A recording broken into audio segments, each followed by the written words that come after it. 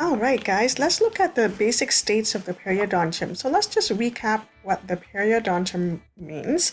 Remember, peri means around, and odont comes from the tooth. So what is around the tooth? Well, the gums are around the tooth, or gingiva. The PDL, periodontal ligament fibers, are around the tooth. Look at another picture, we can actually have a better look. And we can also see, so here's the periodontal ligament fibers that's around the tooth, here's the gum, here's the bone, and this brown thing that we're looking at here is your cementum. So there are four tissues that are around the periodontium. The gingiva, the PDL, which are these black lines running parallel, the cementum, and the bone. So when we're looking at three different states of the periodontium, we could have health, which means your mouth is completely healthy. We could have gingivitis, which means that the gums are only inflamed. Itis means inflammation. So anytime a word ends in itis, it means inflammation. So here, inflammation of the gingiva, inflammation of the gum. Lastly, another condition that someone could have is periodontitis. And again, itis means inflammation, and in this case, inflammation of the periodontium. So when we're looking at inflammation of the periodontium, we're saying that all four tissues, the gingiva, the PDL, the cementum, the bone, all four of them are affected or are infected. Another thing I want to point out is that when someone says you have periodontal disease, what they mean, or what they typically what people think is when we say periodontal disease, we think periodontitis, and we think that these two words are interchangeable. However, that is not the case. If I say you have periodontal disease, I could mean you have gingivitis, or I could mean you have periodontitis. I need to be more specific and say whether you have gingivitis or periodontitis. So the end goal that I want you guys to understand is periodontal disease is just a heading or an umbrella, and then you can have two different conditions underneath periodontal disease. So you could either have gingivitis or periodontitis. So periodontitis and periodontal disease are not interchangeable. Okay? If I say you have periodontal disease, I could mean that you either have gingivitis or that you have periodontitis.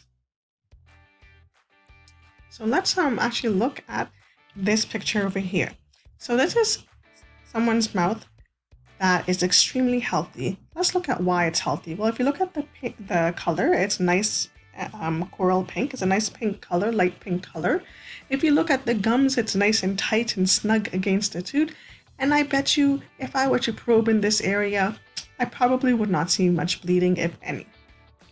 Now, if you look at it closely, in this picture over here, we can see the gum, and the gum is not puffy. I'll show you another example of where the gums are puffy. If you look at the fibers, these are the supragingival fibers. They're nice and intact. They're the reason why the fibers are there are to keep the gum nice and snug against the tooth. And we can see there's no bone loss. We also see that the periodontal ligament fibers are intact and cementum is intact. Let's look at where the junctional epithelium is. So the junctional epithelium, remember the junctional epithelium is this part right here that I'm pointing to. It's at the bottom of the sulcus, the base of the sulcus. And you can see that it is coronal to CEJ. So here's your CEJ. Coronal means towards the crown. So the junctional epithelium is just above the CEJ. The fibers are intact, the bone is intact, and periodontal ligament fibers are intact. Now let's look at gingivitis. So let's look at this picture over here. I'm sure what stands out to you is the deep redness that you're looking at. So with gingivitis, we do see a lot of redness. We do see some swelling. And so if you can actually see that over here, the gums are kind of inflamed and swelling. Now this inflammation usually happens after 4 to 14 days of plaque biofilm. So what that basically means is if I have plaque in my mouth, after 4 to 14, anywhere from 4 to 14 days is when I would see this inflammation. So it won't happen right away. It takes some time for the inflammation to come, 4 to 14 days.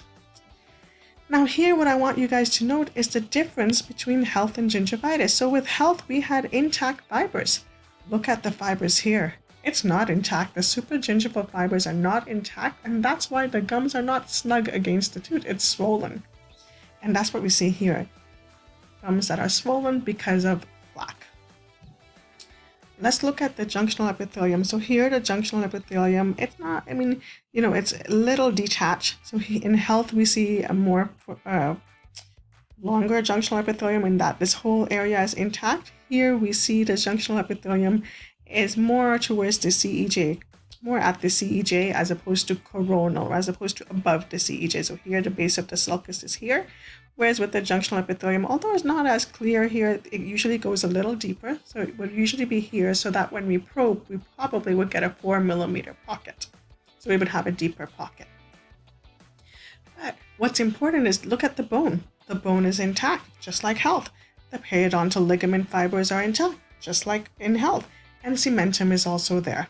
Okay, so the key difference between gingivitis and health is that we see red gums, we see swollen gums, and we will definitely see bleeding. When this person is brushing, they would bleed. If we were to probe, they would bleed as well. Or we would see bleeding as well upon probing. Again, gingivitis is the itis is inflammation. It just means that the gum, the gingiva, is inflamed. Everything else is intact, as we see here. Bone is intact. Periodontal ligament fibers are intact. Last example is periodontitis. So here is a good example of someone who has periodontitis. And the key thing that we're looking at with periodontitis is bone loss. Okay, and so this is shown over here. You can see the bone has resorbed or gone away. Normally, when someone has no bone loss, we would see a nice alveolar crest, like so. With periodontitis, unfortunately, we don't see that nice crest. We see that fuzziness that the bone has been resorbed. The periodontal ligament fibers from here have also gone away, so that is gone, is destroyed. And let's look at the junctional epithelium. So the junctional epithelium should normally be here in health. It should be coronal or above the CEJ, but look at it here, it's apical. The junctional epithelium is actually on the cementum now. Okay, so on the cementum, so it's gone down, it's apical to the CEJ. The fibers are again still destroyed, the bone is destroyed, and periodontal ligament fibers are destroyed. When we look at the color, it's instead of it being a bright red, we see more pinkish or purplish color.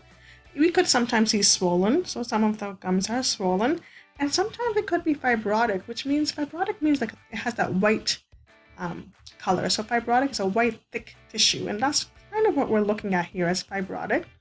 And this person would be bleeding. If they were to brush their teeth, this person would bleed. If we were to probe, we would also see bleeding. So here, itis is inflammation, and here we're looking at the periodontium being inflamed. And so periodontium refers to the bone is affected or infected. PDLs are destroyed. Cementum could also be affected, and the gums could be affected. And in this case, we can see the gums being affected by recession. The gums should actually be over here, and it has gone down. So the gums have receded. And when that happens, one of the reasons the gums could go down is due to periodontitis.